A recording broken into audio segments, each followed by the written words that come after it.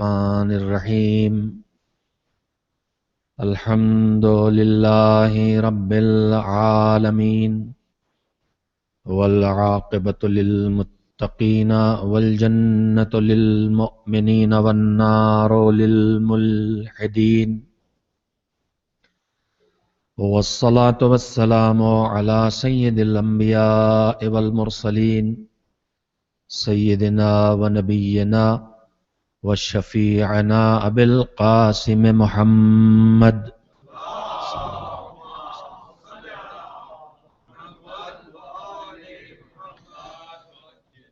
وآلہ الطیبین الطاہرین المعصومین المظلومین واللعنۃ الدائمۃ الباقیۃ علی اعدائہم اجمعین من الآن الی یوم الدین.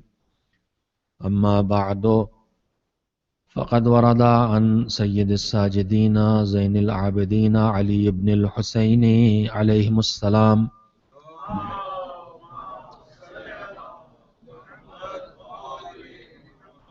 بسم اللہ الرحمن الرحیم وعمرنی ما کان عمری بذلة فی طاعتک فاذا کان عمری مرتعا للشیطان فاقبضنی الیک قبل ان يسبق مقتك الی او یستحکم غضبک علی.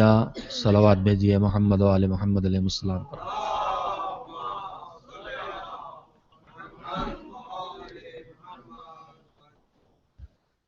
چونکہ سلسلہ مجالس کا آغاز چوتھے امام حضرت زین العابدین علیہ السلام کی شہادت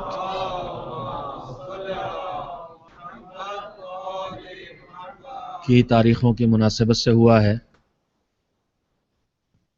اس لیے عنوان کلام امام کی دعائے مکارم الاخلاق کے اس فقرے کو قرار دیا گیا ہے جس میں بندہ اپنے مالک سے یہ چاہتا ہے، یہ مانگتا ہے کہ زندگی جو انتہائی عزیز اور قیمتی نعمت ہے اللہ کی، اور جس کی حفاظت کی ذمہ داری انسان کے حوالے کی گئی ہے، یہ زندگی اس وقت تک قیمتی ہے جب تک کہ اللہ کے بنائے ہوئے نظام کے مطابق بسر کی جائے. دعا یہ ہے کہ پروردگارا جب تک تیری راہ میں، تیری اطاعت میں زندگی بسر ہو، اس وقت تک مجھے زندگی دے، لیکن اگر تیری نافرمانیاں اس منزل تک پہنچ جائیں کہ میری زندگی شیطان کی چراگاہ بن جائے تو پھر یہ مجھے وہاں پہنچا دے گی. زندگی جہاں تیرا غضب میرے لیے یقینی بن جائے، تیری ناراضگی مجھ سے پختہ ہو جائے، تو معبود زندگی کے اس مرحلے تک پہنچنے سے بہتر ہے کہ تو مجھے اپنے پاس بلا لے، لیکن اس منزل تک میری زندگی کو نہ جانے دے. عزیزان محترم، میں نے آپ حضرات کی خدمت میں کل جو سلسلہ گفتگو شروع کیا تھا اپنے چوتھے امام حضرت زین العابدین علیہ السلام کی شہادت کی تاریخ کی مناسبت سے،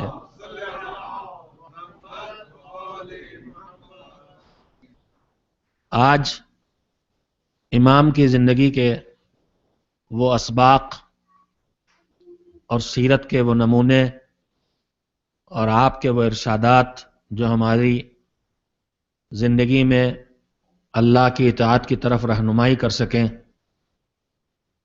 ان تک مجھے اپنی گفتگو کو لے جانا ہے. اور اس کے لیے گفتگو کا آغاز یہاں سے کرنا چاہتا ہوں کہ پروردگار عالم نے ہم انسانوں کی ہدایت کے لیے دو برابر کی گراں قیمت، دو عظیم، دو باعظمت نعمتیں ہمارے حوالے کی ہیں، جس کو پیغمبر اکرم حضرت محمد مصطفیٰ صلی اللہ علیہ وآلہ وسلم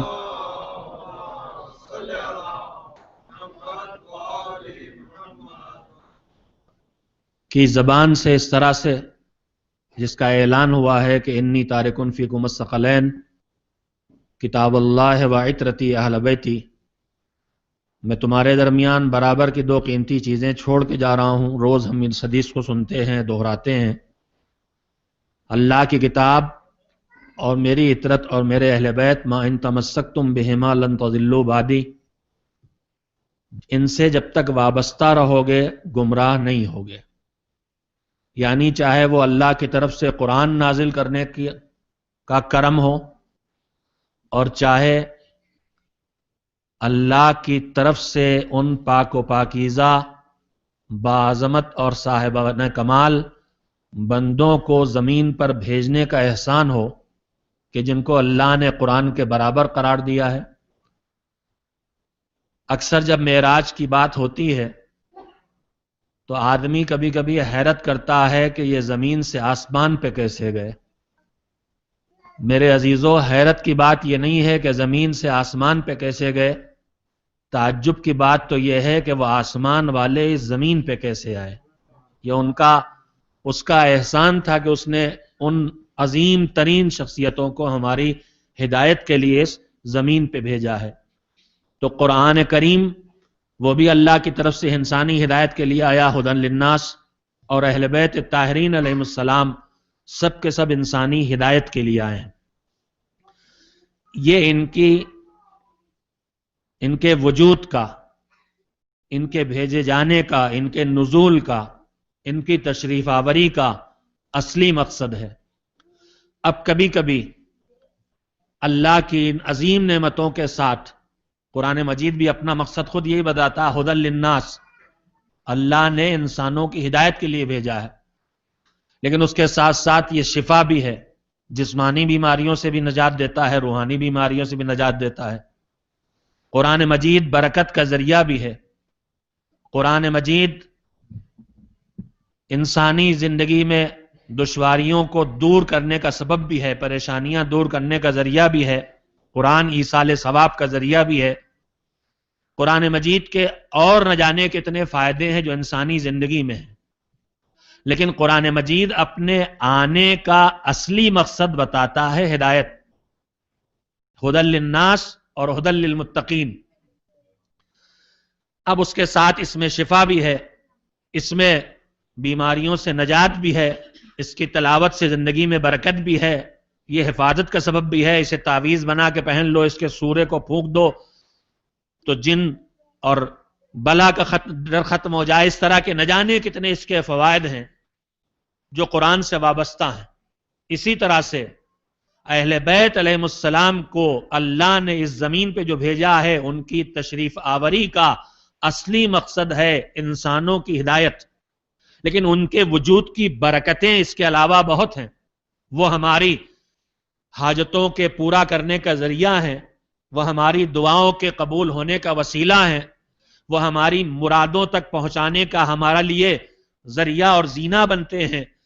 ان کے تذکروں سے ہمارے گھروں میں برکت پیدا ہوتی ہے۔ نہ جانے کتنے ان کے وجود کے فیوز اور برکات ہیں جو ان کے وجود سے وابستہ ہیں، مگر ان کی زندگی اور ان کی خلقت اور ان کی بعثت اور ان کی یہاں پر تشریف آوری کا اصلی مقصد ہدایت ہے۔ قرآن مجید کا بھی اصلی مقصد ہدایت ہے، اور اہل بیت علیہ السلام کی اس زمین پر تشریف آوری کا، محمد و آل محمد علیہ السلام کی اس زمین پر تشریف آوری کا اصلی مقصد ہدایت ہے۔ ہم اگر ذرا سے غور کریں کہ اگر قرآن اور اہل بیت سے ہم وابستہ ہیں تو ہم نے ان سے جو رشتہ جوڑ رکھا ہے وہ کس حد تک ہے۔ اگر ہم انصاف سے نظر ڈالیں تو ہمیں منتوں اور مرادوں کے لیے اہل بیت کی یاد آتی ہے، ہمیں بیماریوں سے شفا کے لیے ان کے وسیلے کی ضرورت محسوس ہوتی ہے، ہمیں اپنی پریشانیوں سے دوری جب لینا ہوتی ہے، مصیبت آتی ہے تو ہم ان کے دروازے پہ جا کے فریاد کرتے ہیں، ہمیں جب زندگی میں دشواریوں کا سامنا ہوتا ہے تو ہم قرآن مجید کو برکت کا سبب بناتے ہیں. ہمارے گھر سے کوئی رخصت ہونے لگتا ہے تو ہم قرآن کے سائے میں اسے رخصت کرتے ہیں. ہمیں کسی سے ڈر معلوم ہوتا ہے تو ہم قرآن مجید اس کے گلے میں پہنا دیتے ہیں. یعنی جتنے ذیلی فائدے تھے وہ تو ہم ان دونوں سے حاصل کر رہے ہیں, لیکن جو ان دونوں کا اصلی مقصد ہے اللہ کی طرف سے, ہم کتنا قرآن سے ہدایت حاصل کر رہے ہیں اور کتنی اہل بیت سے ہدایت حاصل کر رہے ہیں, اس کا ہمیں جائزہ لینا چاہیے. میں آپ کے درمیان زندگی بسر کرتا ہوں میرے عزیزوں, میں نے بہت دیکھا ہے, مولانا کوئی دعا بتا دیجئے جس سے ہماری روزی میں برکت ہو جائے, کوئی آیت قرآنی بتا دیجئے جس سے ہماری پریشانی دور ہو جائے. بہت کم ایسا موقع آتا ہے جب کوئی آ کے کہے قرآن کی کوئی ایسی آیت بتائیے جو جس کی وجہ سے ہماری زندگی میں ہدایت کی راہ ہمارے لیے روشن ہو جائے. کوئی ایسی دعا بتائیے جو ہماری زندگی میں راہ مشعل ہدایت کو روشن کر دے. تو میرے عزیزوں, میں تمہیدی گفتگو میں آپ سے یہ کہنا چاہتا ہوں کہ ہم نے ان دونوں کو پکڑ تو رکھا ہے, لیکن ان دونوں کے جو ضمنی فائدے, جو ان کے وہ نتائج ہیں جو ان کی وجود کی برکت کے نتیجے ہیں, ان تک ہم نے اپنے آپ کو زیادہ پہنچایا ہے, مگر جو اصلی مقصد ہدایت ہے اس تک ہم کم پہنچ پاتے ہیں. اس کا تجزیہ کرنے کی ضرورت ہے, اور اس تجزیے کے بعد ہم اس نتیجے تک پہنچ سکتے ہیں کہ یہ کمی کہاں سے پیدا ہو رہی ہے. ایک صلوات بھیجیں تو میں اپنی گفتگو کو اگلی منزل میں لے چلوں.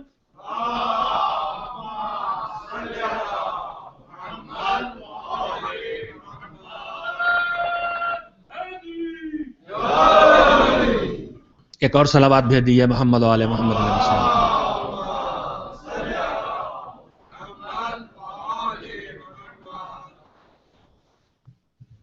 عزیزان محترم, ہمارے پاس ہدایت حاصل کرنے کے لیے طریقے کیا ہیں؟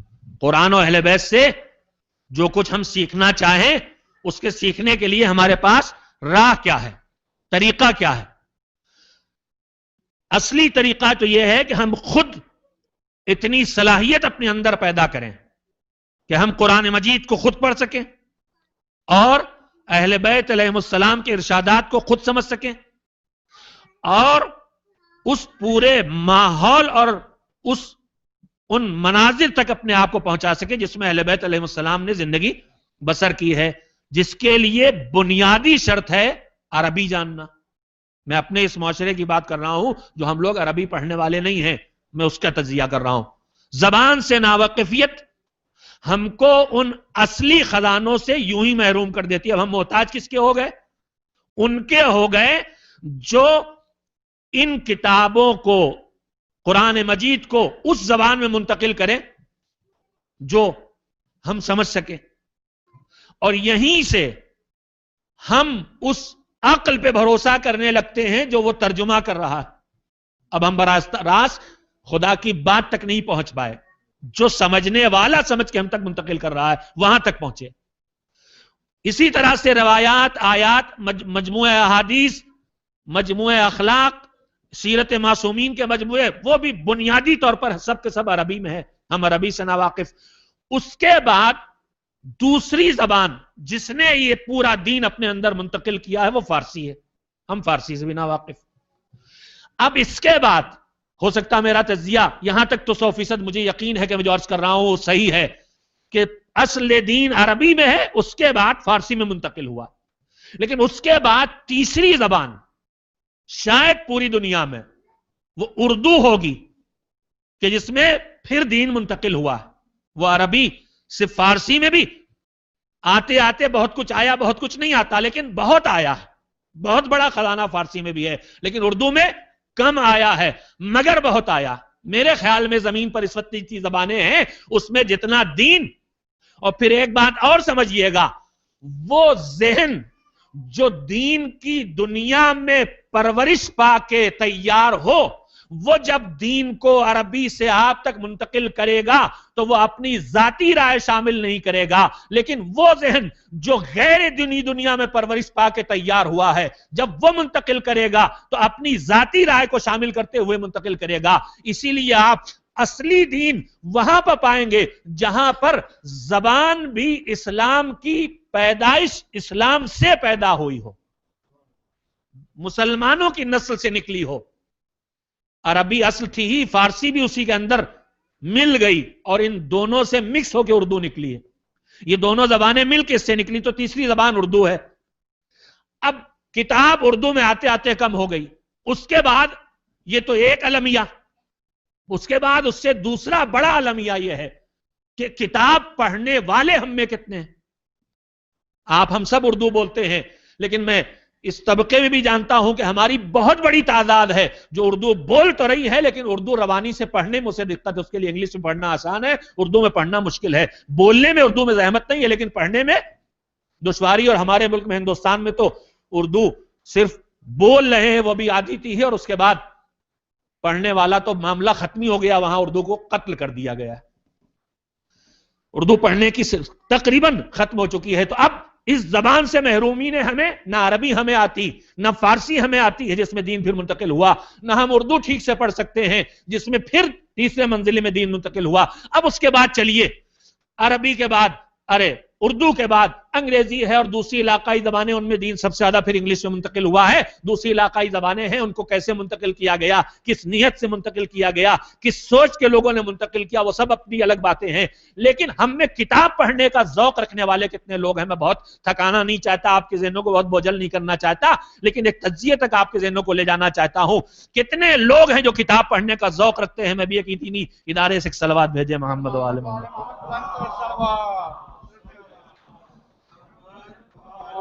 वाबस्ता हूं। हमारी करोड़ों की तादाद है उर्दू लिखने पढ़ने वालों की, बोलने वालों की, लेकिन 1000 किताब छाप के बैठे रहिए, इंतजार करते रहिए कि खरीदार पैदा हो। यानी किताब पढ़ने का ज़ौक़ हमारे अंदर कम से कम होता चला जा रहा है। तो जो दीन के आने का बुनियादी जरिया था, उस तक तो हमारी बहुत छोटी सी तादाद पहुंची है, जो है किताब।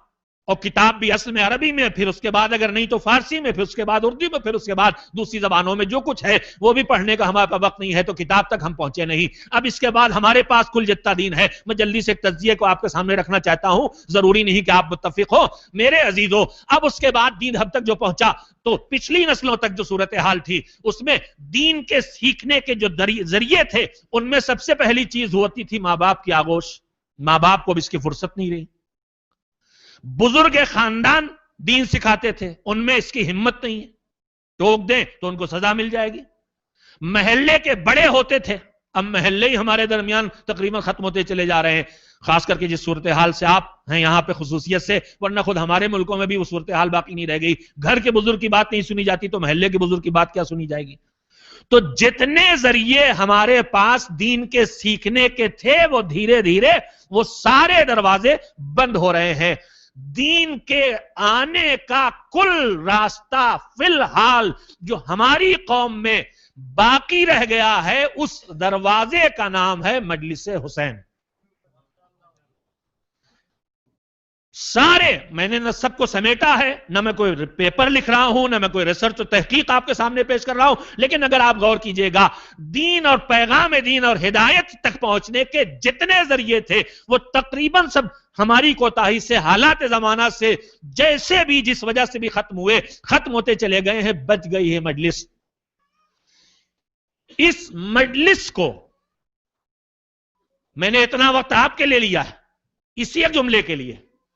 इस मजलिस को हमने अपनी पसंद की बुनियादों में बांध के रख लिया कि जो हमें अच्छा लगे बस वो आना चाहिए, इसमें बस हमें जो पसंद आए वो आना चाहिए। मेरे अजीजों, मैं कहना यही चाहता हूं, जिस तरह से आज दीन आगे, दुनिया आगे बढ़ी है और स्पेशलिटीज में इजाफा हुआ है। कल एक हकीम साहब होते थे, नस पे हाथ रखते थे, वही बताते तुम्हारी आंखें कमजोर हो गई, वही बताते थे तुम्हारा दिल में खराबी है, इसका इलाज करो, वही कहते थे तुम्हारा जिगर खराब हो गया है। आज हर हिस्से जिस्म के लिए अलग डॉक्टर हो गए हैं और उस पर गुफ्तगू करने के लिए अलग अलग लोग हो गए हैं। तो मेरे अजीजों, जैसे दुनिया ने तरक्की की है, वैसे ही दुनिया ही के लिए तो ये दीन आया है, इसी जिंदगी के लिए दीन आया है। इस दीन में वुसअतें पैदा हुई हैं। इस دین کے بیان کا واحد ذریعہ مجلس بچا ہے.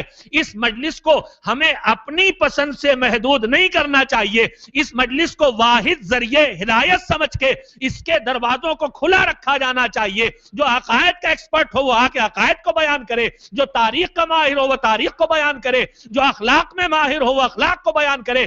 اگر ہم نے یہاں بھی دروازے بند کر دیے, بخیال خود ہم نے کہا بس فضائل ہمیں سننا ہے اور کچھ نہیں سننا ہے, تو اس کا نتیجہ یہ ہوگا کہ دین سے محرومی ایسی چھائے گی کہ اگلی نسلوں تک آتے آتے ہمیں نہ پتہ رہ جائے گا ہماری تاریخ کیا ہے, نہ ہمارے عقائد کیا ہیں, نہ ہمارے اخلاق کیا ہیں, نہ ہمارے احکام کیا ہیں. اور میرے عزیزوں, یہ جو فضائل کا لفظ بولا جاتا ہے, اس سے عام طور پر جو ہم اس سے دو چار ہوتے ہیں. ہم نے جو سننا, ہم نے جو سمجھا وہ سمجھا کہ یہ فضائل کی فرمائش کرنے والے خالی چاہتے ہیں کہ جنگ بدر پڑھی جائے, جنگ احد پڑھی جائے, جنگ خندق پڑھی جائے. یعنی انہیں خالی یہ لگتا ہے کہ فضیلت بس یہ ہے کہ انہوں نے تلوار اٹھائی, انہوں نے گردنیں کاٹی. میں ایک جملے میں کہنا چاہتا ہوں میرے عزیزوں, ایک ان کا فریضہ تھا, ایک ان کا شوق تھا.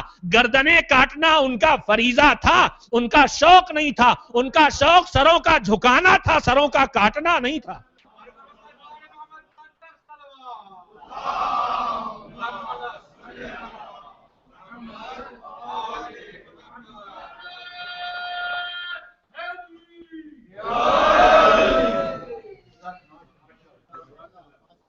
ہم نے اپنی پسند سے محدود کر کے اپنے لیے دروازے بند کر رہے ہیں ہم, اور مستقبل کے بارے میں متوجہ نہیں ہیں. میرے عزیزوں, اس مجلس کو ہدایت کا واحد ذریعہ سمجھ کے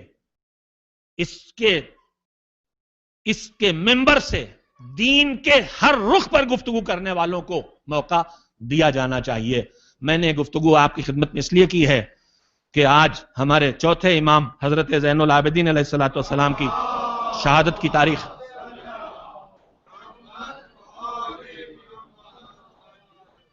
ان کی زندگی, ان کی سیرت, ان کے ارشادات,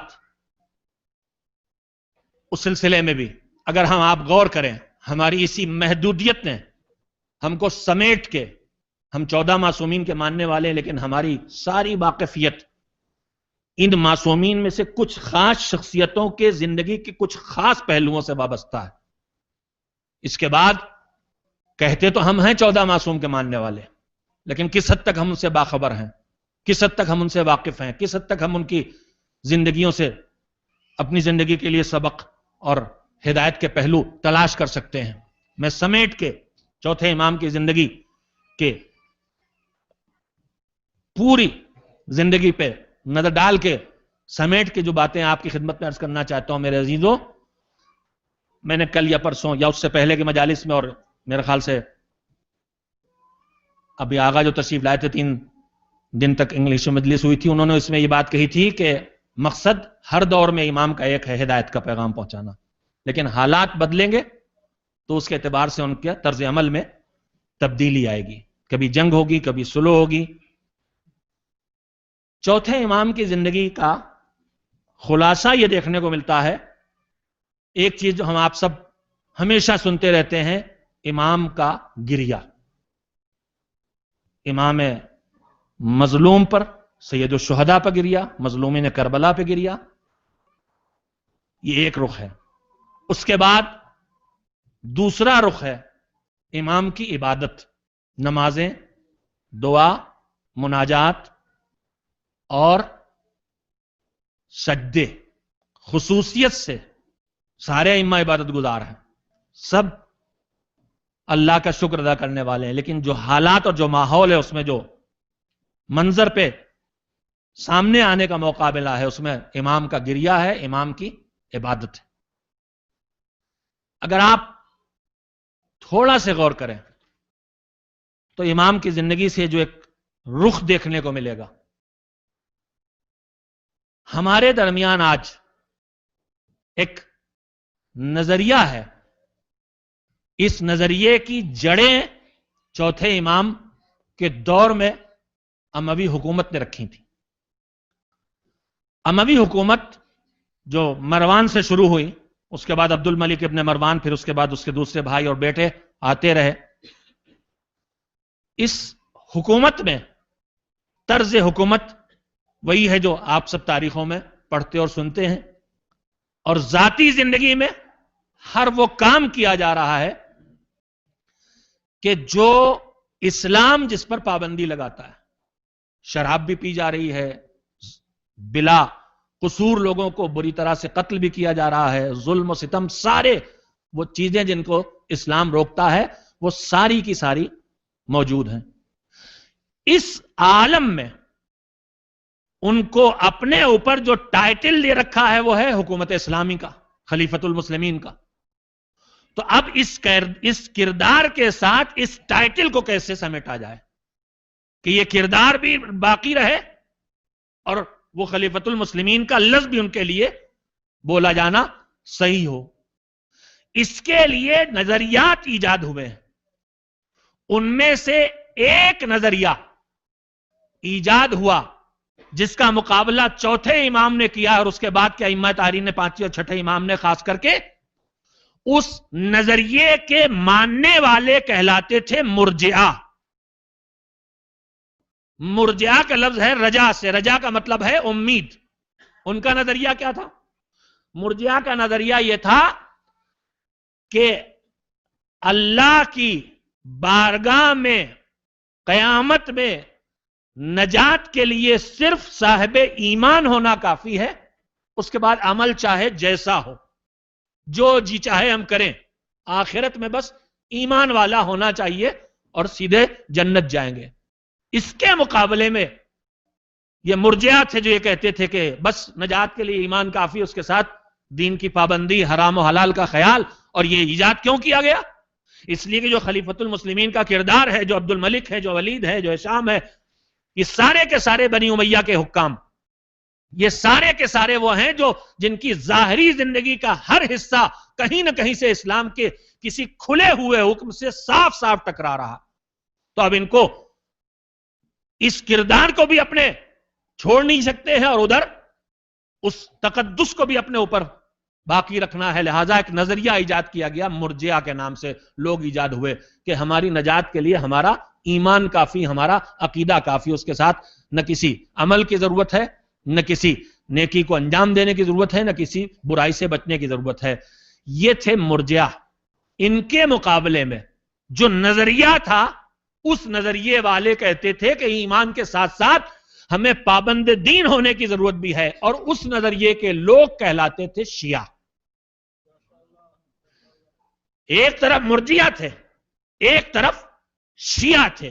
مرجئہ کہہ رہے تھے بس لا الہ الا اللہ محمد رسول اللہ کہا اور جنتی ہو گئے, اس کے آگے جانے کی ضرورت نہیں ہے. میرے عزیزوں, میں نے تذکرہ اس لیے چھیڑا ہے کہ ہمارے امام نے اس نظریے کا خصوصی طور پر مقابلہ کیا.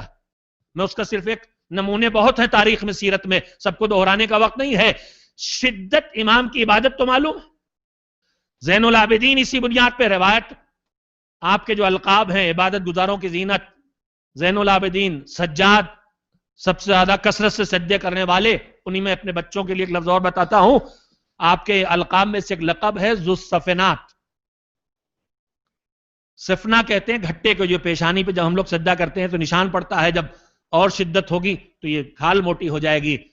امام کے جو 7 اعضائے سجدہ تھے, پیشانی, دونوں ہتھیلیاں, دونوں گھٹنے, انگوٹھے, ان پر کثرت سجدہ و عبادت کی وجہ سے اتنے گھٹے پڑ جاتے تھے کہ سال میں 2 بار تراشنا پڑتے تھے وہ گھٹے. اس لیے ان کو امام کا ایک لقب ہے ذو الصفنات.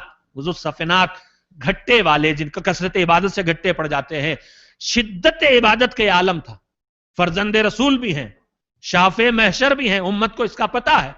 دیکھنے والے نے عبادت کی اس کثرت کو دیکھ کے کہا کہ آپ اس شدت سے فرزند رسول ہیں, شافع محشر ہیں, اس شدت سے کیوں عبادت کر رہے ہیں؟ تو امام نے اس کے جواب میں فرمایا کہ میرا وہی جواب ہے جو میرے پیغمبر سے جب کثرت عبادت پہ پوچھا گیا تھا جو انہوں نے جواب دیا تھا، کہا وہ کیا جواب تھا؟ کہا میرے جد سے، میرے پیغمبر سے پوچھا گیا تھا، آپ رحمت للعالمین ہیں، آپ حبیب پروردگار ہیں، آپ اللہ کے محبوب بندے، آپ شافع محشر ہیں، آپ اتنی شدت سے عبادت کیوں کرتے ہیں؟ تو پیغمبر نے جملہ فرمایا تھا، افلا اکونا عبدن شکورا، جب اللہ نے مجھے ان خصوصی نعمتوں سے نوازا ہے تو کیا میں اس کا بندہ شکر گزار نہ بنوں؟ امام نے کہا میرا جواب بھی وہی ہے، اگر مجھے اللہ نے کچھ خصوصی نعمتیں دی ہیں، شرف دیے ہیں، تو پھر میں کیا افلا اکونا عبدن شکورا، کیا میں اس کا بندہ شکر گزار نہ بنوں؟ شدت سے عبادت کا کر کے کیسی عبادت ہے؟ امام کی شہادت کے بعد کنیز سے سوال کیا گیا ہے کہ اب ذرا امام کی عبادت کے بارے میں بتاؤ، اس نے کہا تفصیل سے بتائیں یا مختصر بتائیں؟ تو کہا کہ مختصر بتاؤ۔ کہا میں ان کی کنیز ہوں، میں نے ان کے گھر میں زندگی بسر کی ہے، 2 جملے صرف کہے۔ کہا مگر میں نے ان کے لیے کبھی دن میں دسترخوان نہیں بچھایا اور کبھی رات میں بستر نہیں بچھایا۔ یہ شدت عبادت ہے۔ یہ امام ایک طرف گریا، شدت سے گریا، مصاحب میں آپ سنتے ہیں، ابھی میں بھی آپ کے سامنے ان تذکروں کو سامنے رکھوں گا کہ جب کوئی موقع آتا ہے، جب کوئی موقع آتا ہے امام حسین کو یاد کر کے گریا کرتے ہیں، کھانا سامنے آئے، پانی سامنے آئے، کوئی موقع حسین کو یاد کرنے اور یاد دلانے کا نہیں چھوٹتا کہ امام پہ گریا نہ کرتے ہو۔ ایک طرف گریا ہے جس کو دیکھ کے لگتا ہے کہ بس ساری زندگی صرف گریا کیا، ایک طرف عبادت ہے جس کو دیکھ کے لگتا ہے کہ بس ساری زندگی یہی کیا۔ امام نے اس توازن کو پیش کر کے عملی جواب دیا ہے اس نظریے کا جو اموی حکومت نے ایجاد کی تھی مرجعہ کے نام پر کہ خالی ایمان کافی ہے، عمل کی ضرورت نہیں ہے۔ امام دونوں پہلوؤں پہ عمل کر کے دکھا رہے تھے کہ ہمارے چاہنے والے ہو تو تمہیں اس رخ پہ بھی میدان عمل میں قدم رکھنا ہوگا، اس رخ پہ بھی میدان عمل میں قدم رکھنا ہوگا۔ میں اپنے لفظوں میں، آسان لفظوں میں کہوں کہ امام ایک ایسے غلاموں کی فوج دیکھنا چاہتے ہیں جن پر کثرت عبادت سے جن کی پیشانیوں پہ سجدے کا نشان ہو اور حسین کی عزا میں جن کے سینے پہ ماتم کا نشان ہو۔ ایک ایسی امت کو تیار کرنا چاہیے۔ ایک صلوات بھیجے محمد و آل محمد۔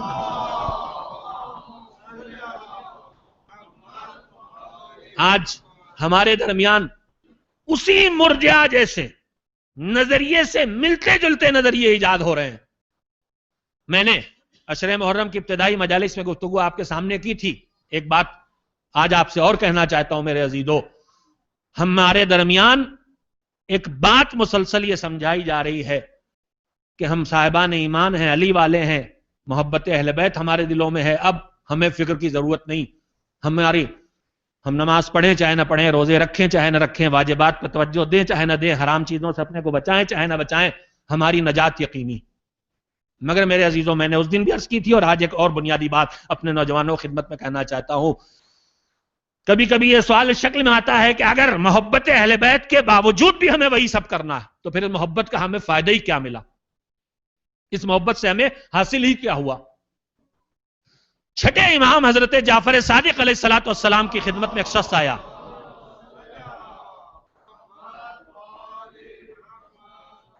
آغاز ہوا ہے امام کے دور سے، امام نے اسی نظریے کا اسی وقت سے عملی جواب دینا شروع کیا ہے، لیکن ہر دور میں ائمہ اس نظریے کا اور اس فکر کا مقابلہ کرتے رہے۔ چھٹے امام خدمت میں ایک شخص نے آگے کہا کہ مولا آپ کے نام سے منسوب کر کے لوگ ایک بات کہتے ہیں، کیا آپ نے فرمائی ہے وہ بات؟ توجہ سے سنیے کہ اس مسئلے کو، کیا آپ نے فرمائی وہ بات؟ اس کا اس لہجے میں سوال کرنا بتا رہا ہے کہ اس کو یہ لگ رہا ہے کہ ایسی بات امام نہیں فرما سکتے۔ امام نے کہا کیا بات؟ کا لوگ یہ کہتے ہیں کہ آپ نے فرمایا ہے اذا عرفت فعمل ما شئت، اپنے امام کی معرفت حاصل کرو، ہمیں پہچانو اور پھر جو جی چاہے کرو۔ کہ مولا آپ نے کہی یہ بات، اس کا مطلب کیا ہوا کہ ائمہ کی محنت سے، یہ ائمہ کے جو اصحاب ہیں ان کے ذہنوں میں یہ بات بیٹھی ہوئی ہے کہ خالی معرفت امام کافی نہیں ہے، اس کے بعد اپنی مرضی کی زندگی نہیں بسر کی جا سکتی. اذا عرفت فاعمل ما شئت، جو چاہے کرو، ہمیں پہچانو پھر جو چاہے کرو. مولا کیا یہ آپ نے فرمایا؟ تو امام نے کہا ہاں ہم نے کہا ہے. وہ چونک گیا اور اس جملے کا جو مطلب سنتے ہی آپ کے دماغ میں بھی آیا ہوگا، پڑھتے ہی میرے دماغ میں بھی آیا تھا، وہی اس کے دماغ میں بھی آیا. کہا مولا اس کا مطلب تو یہ ہوا، اگر آپ نے بات کہی تو اس کا مطلب یہ تو ہوا کہ آپ کی معرفت کے بعد، آپ کو ماننے کے بعد جو جی چاہے کرو. اس کا مطلب یہ ہوا کہ آپ کو ماننے کے بعد اس نے 2-3 بڑے گناہوں کا نام لیا. ہم چوری کریں، ہم شراب پیئیں، ہم بدکاری کریں. 3 بڑی برائیوں کا نام لیا کہ آپ کی معرفت حاصل ہو جائے، آپ کو مان لے، امام مان لے. اس کے بعد جو جی چاہے کریں. چوری کرنے کا دل چاہتا ہے چوری کریں، شراب پینے کا دل چاہتا ہے شراب پیئیں، بدکاری کرنے کا دل چاہتا ہے بدکاری کریں. اس کا مطلب تو یہ ہوا. تو جیسے ہی اس نے امام کی بات کا یہ مطلب سمجھا، روایت کہتے امام نے فرمایا ہیہات ہیہات ہیہات. یہ کیا کہا تم نے؟ کہاں چلے گئے تم؟ ہماری فکر سے کتنی دور چلے گئے؟ کہا مولا آپ ہی تو کہہ رہے ہیں.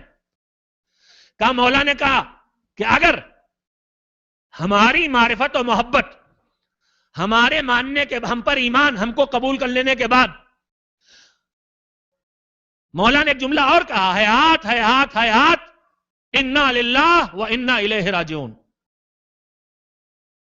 انا للہ و انا الیہ راجعون. حیات حیات حیات. افسوس. انا للہ و انا الیہ راجعون. میرے عزیزوں ذرا رک کے ایک لمحے کے لیے مجھے بتائیے کہ یہ آیہ قرآنی ہے، مگر آداب اسلامی جو زندگی بسر کرنے کا سلیقہ ہمیں سکھایا گیا ہے، اس میں اس آیت کو زبان سے دہرانے کا وقت کون سے ہے؟ جب کسی مومن کی موت کی خبر ملے. کسی مومن کی موت کی خبر ملے تو ہم یہ کہیں انا للہ، ہم اللہ کے لیے، و انا الیہ راجعون، ہمیں اللہ کی طرف واپس جانا ہے. عزیزوں امام یہاں پہ جملہ کیوں کہہ رہے ہیں؟ امام سوچے ذرا، امام یہاں پہ جملہ کیوں کہہ رہے ہیں؟ کون مر گیا؟ کس کی موت کی خبر ملی ہے امام کو؟ یہاں پہ تو گفتگو ہو رہی ہے کہ سننے والا امام کے جملوں کا مطلب یہ کہہ رہا ہے کہ اس کا مطلب یہ ہوا کہ آپ کو مانے پھر جو جی چاہے کرے، چاہے چوری کریں، چاہے شراب پیئیں، چاہے بدکاری کریں. امام نے کہا انا للہ و انا الیہ راجعون. مولا کس کی موت کی خبر ملی؟ مگر یہ جملہ امام کی زبان پر آیا ہے تو اس کا کیا مطلب ہوتا ہے؟ اگر ذرا سے حساس دل کے ساتھ محسوس کریں تو شاید آپ مجھ سے متفق ہوں گے. یہاں امام کے سامنے امام کا ایک ماننے والا، ایک چاہنے والا کہہ رہا ہے کہ آپ کو مان کے ہم چوری کریں، شراب پیئیں، بدکاری کریں. کی نہیں ہے اس نے، کرنے کی بات کہہ رہا ہے، خالی خیال آیا ہے دماغ میں. تو امام نے کہا انا للہ. امام اپنے چاہنے والوں کو یہ پیغام دے رہے ہیں کہ ہمیں ماننے کے بعد اللہ کی نافرمانی کی راہ پہ جانا تو دور، ان گناہوں کا خیال بھی اگر تمہارے دماغ میں آئے تو یہ تمہاری موت ہے. یہ ایمان کی موت ہے، یہ مومن کی موت ہے. یہ مومن کی موت ہے کہ وہ سوچے کہ ہم یہ گناہ کریں. امام نے کہا انا للہ و انا الیہ راجعون. گناہوں کے بارے میں سوچنا بھی مومن کی موت ہے. اس کے بعد فرمایا حیات، اگر ہمارے نام پر تم کو ان گناہوں کی اجازت ہوتی تو پھر اس سے زیادہ حقدار ہم تھے کہ اللہ کی طرف سے یہ چھوٹ ہمیں ملی ہوتی. اگر ہمارے نام پہ تمہیں چھوٹ ملنا ہے کہ تم جو جی چاہے کرو، جو گناہ جو برائی چاہے کرو، تو پھر اس سے تم سے زیادہ حقدار ہم تھے کہ ہمیں تمہارے نام ہمیں زیادہ چھوٹ ملتی اللہ سے، ہم اس کے پہلے حقدار تھے. تو اس نے گھبرا کے کہا پھر مولا آپ ہی کہہ رہے ہیں ہم سے محبت کرو اور اس کے ہم کو مانو اور جو جی چاہے کرو، اور آپ ہی سے ہم کہتے ہیں جب ہمارا جو جی چاہے کرے وہ کہتے ہیں تو آپ فرما رہے ہیں کہ تمہیں چھوٹ ملی ہوتی تو ہمیں ملی ہوتی. تو پھر آپ کے اس ارشاد کا مطلب کیا ہے میرے عزیزو؟ امام کا فیصلہ کن جملہ سنیے کہ ان محبتوں کا فائدہ کیا ہے، اہل بیت علیہ السلام کے دل میں الفت کا نتیجہ کیا ہے، اس مودت تک اپنے آپ کو پہنچانے کا فائدہ کیا ہے. کیا منمانی کرنے کی چھوٹ ہے؟ کیا گناہوں کے راستے پہ جانے کی چھوٹ ہے؟ کیا اپنی مرضی کی زندگی بسر کرنے کی چھوٹ ہے؟ یا محبت اہل بیت کا کوئی اور فائدہ ہے جس فلسفے کو ہم سمجھ لیں تو ہماری زندگی کا رخ بدل جائے گا؟ امام نے فرمایا اس کا ہرگز یہ مطلب نہیں ہے کہ ہمیں مان کے جو برائی کا چاہے کرو. ہم نے جو کہا ہمیں مانو پھر جو چاہے کرو، اس کا ہرگز یہ مطلب نہیں ہے کہ ہمیں مان کے جو گناہ چاہے کرو. اس کا یہ مطلب ہے کہ ہمیں مان کے جو نیکی چاہے کرو. نہیں ابھی واضح نہیں ہوئی ہوگی بات آپ کے لیے. کہا ہم جو کہہ رہے ہیں ہمیں مانو پھر جو جی چاہے کرو، اس کا مطلب یہ نہیں ہے کہ ہمیں مانو پھر جو برائی چاہے کرو، اس کا مطلب یہ ہے کہ ہمیں مانو پھر جو نیکی چاہے کرو۔ کیوں؟ کہا جب ہمیں مانو گے، اجر رسالت ادا کرو گے، حق رسالت ادا کرو گے، محبت اجر رسالت بن کے ادا ہو جائے گی، اس کے بعد نمازیں پڑھو گی، اللہ کی بارگاہ میں قبول ہوں گے، روزے رکھو گے، اللہ کی بارگاہ میں قبول ہوں گے، حج کرو گے، اللہ کی بارگاہ میں قبول ہوں گے۔ ہمیں مانو، نیکیاں کرتے چلے جاؤ، اللہ کی بارگاہ میں قبول ہوتی چلی جائیں گی۔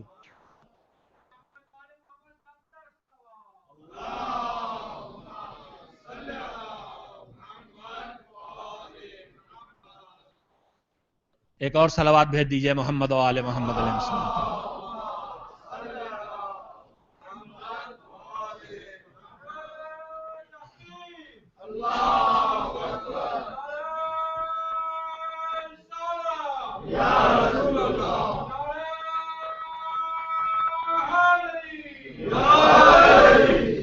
انشاءاللہ بھی مجالس کا سلسلہ جاری رہے گا، جستے جستے تذکرے لاتا رہوں گا۔ اس وقت میں نے جو ایک پہلو امام کی زندگی کی خدمت کا آپ کی خدمت میں رکھنے کی کوشش کی ہے کہ امام نے وہ توازن بھری زندگی بسر کی ہے، ایک طرف حسین پر گریا اور ایک طرف کثرت عبادت۔ سارے ائمہ اپنے جد کا ماتم بھی کرتے رہے، عزاداری کے سب بھی بچھاتے رہے، اور سارے ائمہ عبادت بھی کرتے رہے، لیکن چوتھے امام کی زندگی کا خصوصی پیغام ایک یہ ہے کہ حسین کو یاد کرو تو سجدے تک پہنچو۔ سجدے، اللہ کے سجدے تک آؤ گے تو حسین تمہیں یاد آئیں گے کہ اسی سجدے میں حسین نے سر کٹایا تھا۔ عزیزو، جو تھوڑا سا وقت ہے اس میں ایک امام کے ارشادات میں نے سوچا تھا کچھ سیرت کے نمونے، کچھ ارشادات، اس میں سے ایک ارشاد آپ کی خدمت میں منتقل کروں اور آج کی گفتگو کو یہیں پہ ختم کروں۔ ہم اور آپ مذہبی دنیا میں جتنا بھی ہم تک پہنچ رہا ہے اس میں ایک بنیادی اصول سے ہم واقف ہیں، پروردگار عالم کے جو کرم ہے اور اس کا جو ہمارے اوپر فضل ہے اور جو اس کی رحمتیں اور عنایتیں، ان میں سے ایک یہ ہے کہ اس نے ہماری ہر غلطی اور گناہ پر سزا ایک رکھی ہے، اس سے زیادہ نہیں، اور جزا اور ثواب کم سے کم 10 رکھے ہیں، اور اس کے بعد اس سے زیادہ کی کوئی حد نہیں ہے۔ گناہ پر سزا ایک ہے اور نیکی پر جزا اور ثواب کم سے کم 10 ہیں۔ اب میں اردو بولوں گا اور جتنے حضرات تشریف فرما ہے ان میں سے بہت سو نے اپنے بچپن میں یہ زبان سیکھی ہوگی، میرے نوجوان بھی شاید گھروں میں سن کے واقف ہوں۔ گنتیوں میں ہمارے یہاں ایک ہوتی ہے اکائی اور ایک ہوتی ہے دہائی۔ 1 سے 9 تک سنگل ڈیجٹ اکائی ہے، اور جہاں سے 2 ڈیجٹ شروع ہوئی 10 دہائی ہے، 99 تک دہائی ہے۔ اس کے بعد پھر اردو میں اس کو سینکڑا کہتے ہیں۔ تو ایک ہے اکائی، ایک ہے دہائی، یہ بھی آپ نے سن لیا۔ اب ذرا سے ہم اپنی زندگی پہ غور کریں۔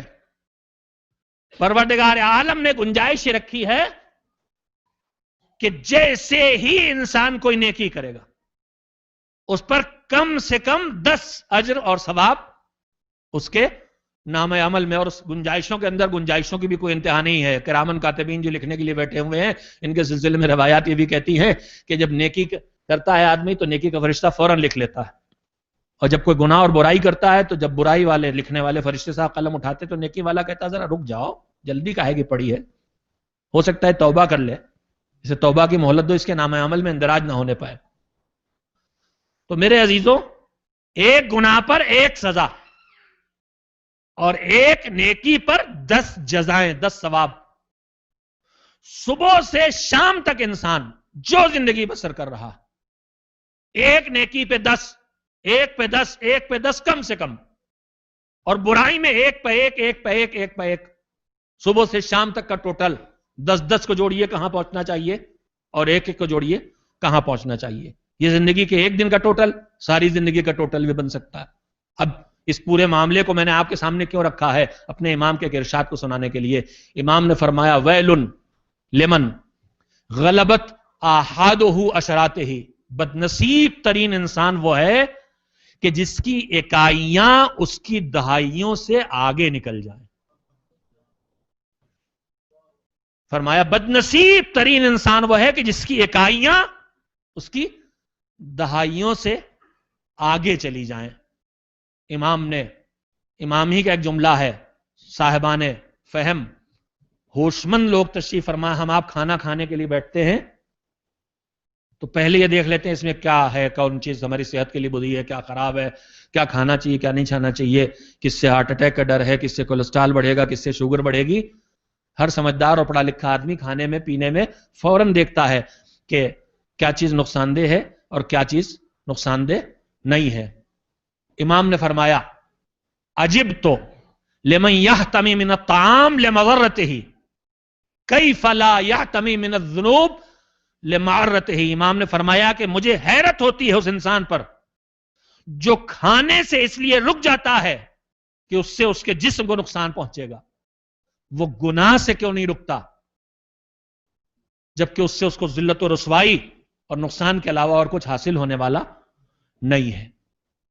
میں انشاءاللہ آپ کی خدمت میں جستا جستا ایک دو باتیں اور سیرت کے نمونے آہستہ آہستہ پیش کرتا رہوں گا. آج اپنی گزارش کو یہیں پہ ختم کرتا ہوں.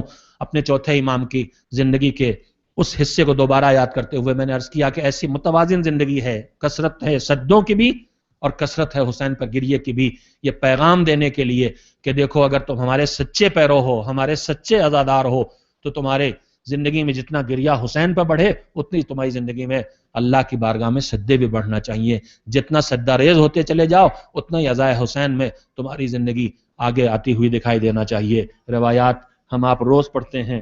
مدینہ منورہ میں جب راستوں سے گزر ہوتی تھی، اگر کوئی دکھائی دے گیا کسی جانور کو پکڑ کے لے جا رہا ہے ذبح کرنے کے لیے تو فوراً بے چین ہو کے پوچھتے تھے بھائی اسے کچھ پانی پلا لیا ہے؟ اور جب جواب ملتا تھا کہ ہم کسی جانور کو بھوکا پیاسا ذبح نہیں کرتے تو تڑپ کے گریا کرتے تھے. جانوروں کو ذبح ہونے سے پہلے دانہ اور پانی کھلا لیا جائے. اور میرا بابا 4 دن کا پیاسا شہید ہوا، میرا بابا تشنہ لب شہید ہوا. پانی سامنے آتا تھا روتے تھے، کھانا سامنے آتا تھا گریا کرتے تھے. سید سجاد کی زندگی کا ایک بڑا حصہ ہے جہاں حسین کی یاد ہر قدم پہ انہیں ستا رہی ہے. اگر گزر ہو گیا اور کہیں کٹے ہوئے سر دکھائی دے گئے تو تڑپ کے اپنے بابا کا ماتم کرتے تھے، ہائے میرے بابا کو پیاسا ذبح کیا گیا اور نو کے نیزہ پر سر بازاروں پھرایا گیا. وضو کے لیے پانی آتا تھا گریا کرتے تھے، کھانا سامنے آتا تھا گریا کرتے تھے. کوئی ایسی منزل نہیں تھی. گریے کی شدت کے بعد کبھی کسی نے سمجھانا چاہا مولا آخر کب تک گریا کریں گے؟ جواب دیا تم نے ہمارے ساتھ انصاف نہیں کیا، تم نے ہمارے ساتھ انصاف نہیں کیا. ایک یعقوب تھے، ان کے 12 بیٹوں میں ایک یوسف ان سے کچھ دنوں کے لیے نگاہوں سے اوجھل ہو گئے تھے تو یوسف کے اوپر یعقوب نے اتنا گریہ کیا تھا کہ ان کی آنکھیں سفید ہو گئی تھیں. ہماری نگاہوں کے سامنے ہمارے گھر کے 18 جنازے میدان کربلا میں پڑے ہوئے تھے. پھر سمجھانے والے نے تسلی دینا چاہی مولا شہادت تو آپ کے گھر کی میراث ہے، مولا شہادت تو آپ کے گھر کی میراث ہے. امام نے فرمایا تو نے پھر انصاف نہیں کیا، شہادت ہمارے گھر کی میراث ہے لیکن کیا بہنوں اور پھپھیوں کو بے ردا لے کے بازاروں پھر آیا جانا بھی ہمارے گھر کی میراث ہے. کربلا میں شہادتیں بھی عظیم تھیں اور کربلا کی اسیری بھی. حسین کے اس لخت جگر نے گریہ ہر موقع پہ کیا ہے مگر شہادتوں میں خاص کر کے کس شہادت کو یاد کیا ہے. روایت کہتی ہے منہال راوی ہیں مکے حج کرنے کے لیے گئے، جناب مختار کی حکومت قائم ہو چکی ہے، خون حسین کے انتقام کا سلسلہ شروع ہو چکا ہے. مختار ایک ایک قاتل کو ڈھونڈ کے تحت کر رہے ہیں. منہال مکے سے حج کر کے مدینہ امام کی خدمت میں پہنچے، منہال سے حالات پوچھے. جناب منہال نے بتایا مختار کی حکومت قائم ہو چکی ہے، دشمنان حسین کو ڈھونڈ کے قاتلان حسین اور ظالموں کو ڈھونڈ کے مختار انتقام میں خون حسین لے رہے ہیں. ان خون حسین بہانے والوں میں کون کون ہے؟ اس میں شمر بھی ہے، اس میں خولی بھی ہے، اس میں وہ بھی ہے جس نے عباس کے بازو کاٹے ہیں، ان میں وہ بھی ہے جس نے علی اکبر کے کلیجے پہ برچھی لگائی ہے، ان میں وہ ظالم بھی ہے جنہوں نے قاسم کے زندہ جسم کو پامال کیا ہے۔ مگر جب سید سجاد تک خبر پہنچی کہ کربلا میں ظلم کرنے والوں سے مختار انتقام لے رہے ہیں تو ایک مرتبہ سید سجاد نے تڑپ کے پوچھا، یہ بتاؤ یہ بتاؤ یہ بتاؤ ہرملہ ابھی تک کیا زندہ ہے؟ اندازہ لگایا آپ نے کتنا بے چین تھا میرا امام اپنے اس 6 مہینے کے بھیا کے لیے۔ جوانوں کے لیے تصور ہوتا ہے میدان میں جائیں گے شہید ہوں گے، مگر 6 مہینے کا بھائی جس مظلومیت کے عالم میں ذبح کیا گیا تھا، نو کے نیزہ پہ وہ چھوٹا سے ننھا سر جو سید سجاد نے دیکھا ہوگا، وہ بے چینی اتنی تھی کہ ابھی تک کیا ہرملہ زندہ ہے؟ کہاں مولا، ابھی تک تو ہرملہ باقی تھا۔ ہاتھوں کو اٹھا کے دعا کی، پروردگارا اسی دنیا میں اسے لوہے اور آگ کی سزا دے دے۔ یہ ایک بے چینی تھی سید سجاد کی، اور دوسری بے چینی کیا تھی؟ کربلا سے لے کے شام تک سید سجاد کے پر مصیبتوں کے پہاڑ ٹوٹے ہیں، عجیب عجیب منزلیں گزری ہیں۔ بابا کا کٹا ہوا سر نو کے نیزہ پہ دیکھا ہے، باپ کے جسم کو باگھوڑوں سے پامال ہوتے ہوئے دیکھا ہے، بہنوں کے سروں سے چادروں کو چھنتے ہوئے دیکھا ہے، خیموں میں لگتی ہوئی آگ کو دیکھا ہے، بازار کوفہ سے گزرتے ہوئے دیکھا ہے، زینب کی بے چینی کو دیکھا ہے۔ مگر ان ساری مظلومیتوں کے درمیان سید سجاد کا جب سفر تمام ہوا اور مدینے پہنچے اور کسی نے پوچھا آقا آپ پہ سب سے بڑی مصیبت کب پڑی؟ تو تڑپ کے فرمایا تھا بڑی مصیبت تب پڑی جب شام کے بازاروں میں سائنوں کے سجے ہوئے ماحول میں ہمیں غلاموں اور کنیزوں کی طرح قیدی بنا کے گلی گلی پھرایا جا رہا تھا۔ شام شام شام شام کا بازار تھا، شام کا دربار تھا، لٹی ہوئی بیویاں تھیں اور بیمار امام کی قافلہ سال آ رہی تھی۔